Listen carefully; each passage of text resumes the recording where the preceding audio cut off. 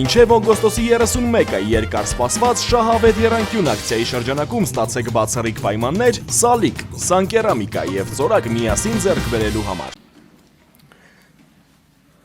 Ես ուզում եմ խոսել մի քանի թեմաներին, որ այստեղ հնչեցվել է մեր գործընկերների կողմից, բայց մի փոքր խնդրանք ասեմ, թե առաջարկ ասեմ, հարգելի գործընկերներ, երբ խոսեք պարոն Կարապետյանի բարեգործություններից, խնդրում եմ մի փոքր ուշադիր եղեք։ Շատ լավ է, որ ձեզանից մի փոքր ավելի փորձառու գուցե գործընկերը ուղում արեց, որովհետև հասկանալի պատճառներով ձեր առաջնորդը նաև այլ բիզնես գործունեություն տեսակներ ունի եւ այն հայտարարությունները, որոնք որ դուք անում եք, կարող է իսկապես վնասել եւ ինչու ոչ նաև որոշակի սեփականության կորուստ ունենալ կամ սանկցիաների տակ լինել։ Այս հարցին մենք մի 5 տարի բախվել ենք, օրինակ մի հատ էլի անուններ չտամ, հիմնադրամ կար, որտեղ փոխանցում էր գումարներ, մեր ընդդիմադիրներն ասում են, ինչի այդ գումարները փոխանցվում կառավարությանը, հենց նաև այդ պատճառներով։ Ես հարց ուղեցի պարոն Վարդևանյանին աշխատավարձերի հետ կապված, ու իր պատասխանից ինձ էլ ավելի հարցեր առաջացրեց։ Օրինակ ասվեց, որ բոլորս կստանանք աշխատավարձ, բացի պարոն Կարապետյանից, Նարեկ Կարապետյանից։ Հիմա հարց է առաջանում, բա այդ դեպքում իշխանության գալու դեպքում այդ ինչ քաղաքական, տնտեսական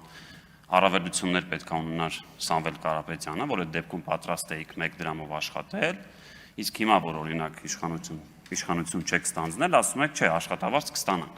Ես ուզում եմ սա հասկանամ, էլի, այսինքն ո՞րն է այդ խնդիրը, կամ ասում եք աշխատավարձը կստանանք, այն հավելավճարները չենք ստանա, ու մի հետաքրքիր բան եք ասում եք, իսկ թե դա ոնց կբաշխենք, դա ոնց ձևակերպեցիք, չափազանց հրապարակային կլինի, այսինքն իմ մոտ տպարությունն է, որ ամեն ամսվա 1-ին կամ 2-ին տենց կոմբայն ստուդիո է լինելու, էդ էլ եմ խորհուրդ տալիս, մի արեք, որովհետև ես էլի կսկսեմ այն շարքը, թե օրինակ 4 միլիարդով ինչեր կարելի անել եւ չնամ, այսինքն մի տարբերակեք մեզ եւ ձեզ նրա համար, որ ինչ որ մեկը շատ գումար ունի կամ ինչ որ մեկը չունի։ Կամ որ անհասկանալի ինչի պետքա բոլորը ստանաք, պարոն Կարապետյանը չստանա, որ մի քիչ շատ փող ունի,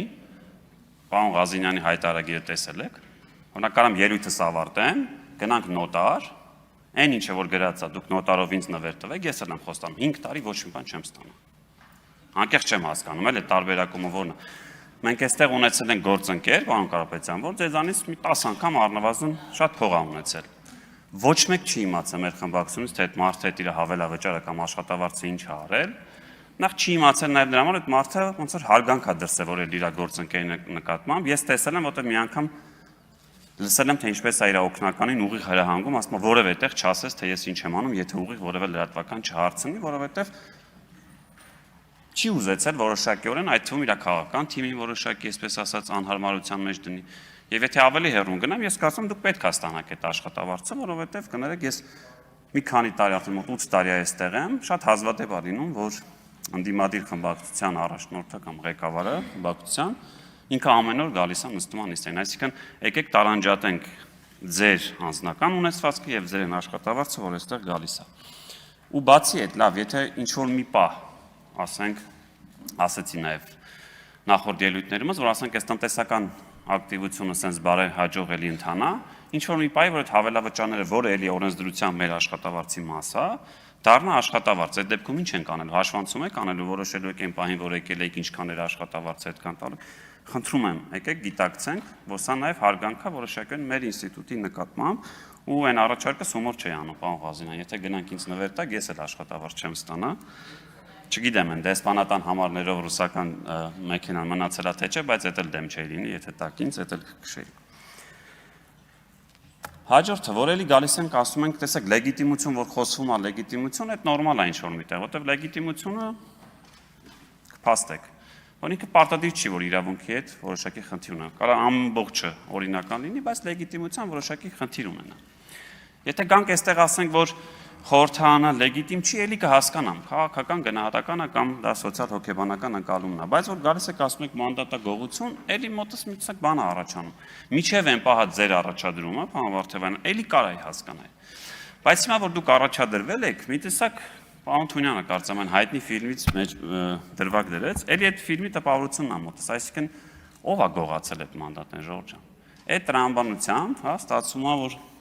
Վահագն Հովակիմյանը բռնել է, Սահմանադրական դատանը մորթել է, կերել են Հայաստան դաշինքը, ուժեղ Հայաստանը եւ քաղաքացիական պայմանը։ Ձեր ընտրության դեպքում էլ հաշիվն էլ դուք եք փակելու։ Այնպես որ եկեք ամեն անգամ որ կասեք մանդատագողություն 60,000, ես ուղիղ մատնացույց կանեմ, որ այդ մանդատները նաեւ ձեզ է բաժին հասել։ Եվ քանի որ կոմբայնից խոսվեց ազգանուն Անդրանիկ Գևորգյան, պարոն Գևորգյան, բարեգործությունը արգելված չի։ Հիմա էլ ինչ որ մեկը, որ օրինակ որևէ քաղաքական ուժի հետ կապ չունի, կամ ունի, բայց չի մասնակցելու ընտրության, ինքը կարա կոմբայն նվիրի։ Հենց օրենսդիրը դա է դրել, այսինքն եթե դու այդ կոմբայնը տալիս ես ոչ թե նրա համար, որ հետագայում որոշակի քաղաքական, ընտրական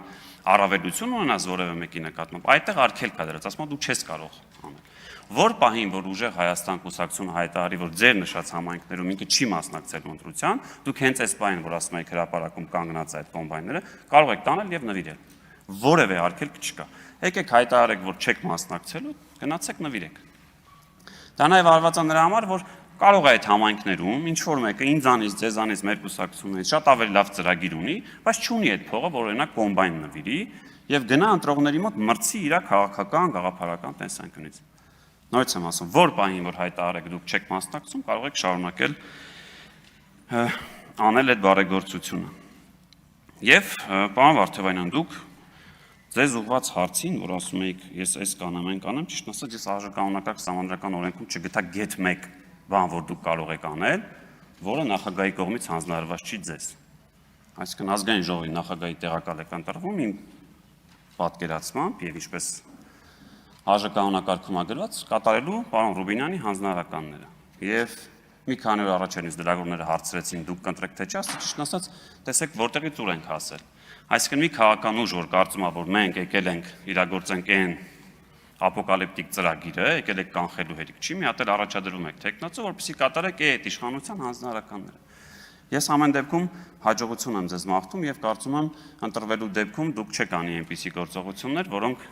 կնշանակի, որ դուք չեք կատարել պարոն Ռուբինյանի հանձնարարականները եւ մենք ստիպված չենք լինի այդ հիմքով ձեզ հեռացնել այդ պաշտոնից։